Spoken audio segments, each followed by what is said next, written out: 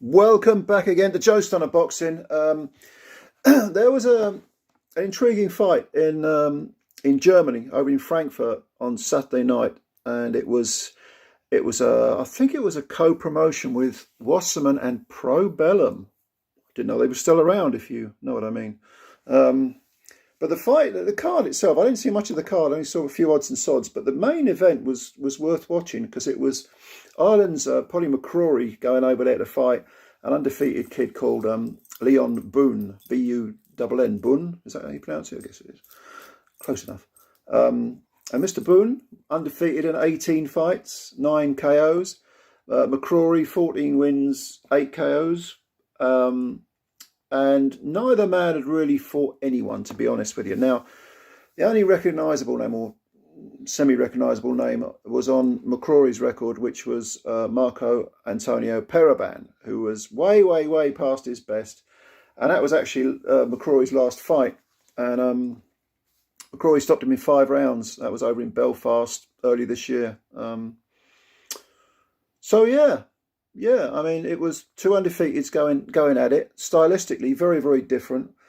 Leon Bunn, very conventional in his style, upright, textbook jab. Stance was very textbook. Kind of boxing by numbers. Not to say he wasn't doing it relatively well, he was. But contrast this with McCRORY, who was very sort of languid, hands extremely low. You know, at one point I think he switched southpaw briefly towards the end of the first round anyway, and you know, fires jabs from the hip, poses a lot, stands a bit of static movement, kind of a choppy sort of style.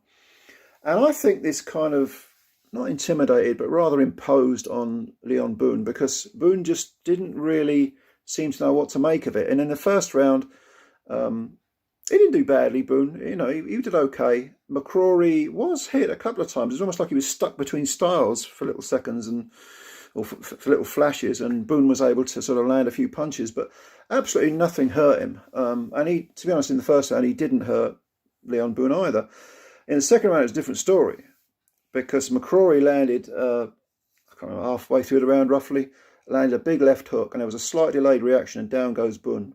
He gets up and he's still shaky, but he manages to survive the round, and McCRORY basically batters him. It was clearly a 10-8 round. I mean, it was, you know, McCRORY was, again, hands low, moving in, sometimes with his hands down, letting the punches go, but they were surprisingly accurate for a guy who's got that sort of languider style to land with that amount of accuracy.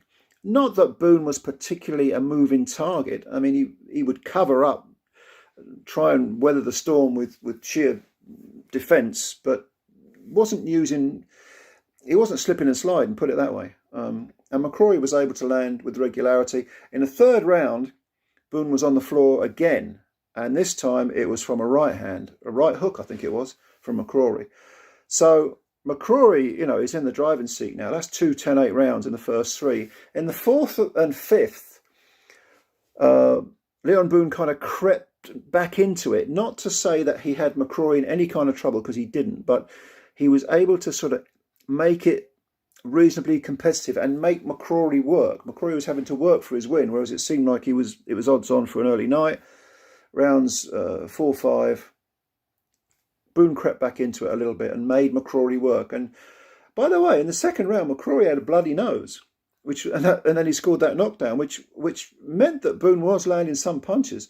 But he wasn't hurting McCRORY, and he couldn't hurt him. And in the 4th and 5th round, even though he was landing some punches, I think McCRORY's style is just so unconventional that inevitably he's going to get hit at some point, like a poor man's Harold Graham almost. But Bunn landed some punches, but at no point was McCRORY in trouble. There was always the feeling that McCRORY was about to land something big. And in the 6th round, he lowered the boom, or lowered the boom on Bunn, you could say. Sorry. And this was kind of almost like the straw that broke the camel's back, because it was a chopping right hand when Bunn was near the ropes. And it looked, you know, again, it was one of those punches that it didn't travel very far, it didn't look particularly hurtful, but it did land in the right place. Down goes Bunn. He gets up, wobbly, the towel comes in at the corner, draped the towel over the rope, and the referee stopped the fight. And Paddraig McCRORY is now the IBO light heavyweight champion of the world. You know what I think about belts. I mean, they're all as bad as each other. I don't see why the IBO is less of a belt than, say, the WBO, but it's less reputable. But it meant the world to Paddraig McCRORY, because he was jumping up and down, and, you know, it was a great away win for a guy who, you know, travelled over there and dominated the house favourite. So well done to McCRORY, and Mr. Boone will have to go back. He's 30 years old now, Boone. So, but McCRORY's 34. I didn't realise this till I looked up on Box Rate before I did this video. 34 years old. So this is a real Indian summer of a career for McCRORY, and good luck to the guy. Boone, he'll have to come again, but, you know, I don't think he national title, maybe European level, but I doubt even that. But Paddraig McCRORY, yeah, he wins the Battle of the Undefeated. Did you see the fight? I think it's on YouTube with German commentary, I believe. But if you did see it, leave your comments below. Let me know what you think. Oh, it was a pretty good fight. Well done to the Irishman. Commiserations to the German. If you're new to the channel, you could subscribe.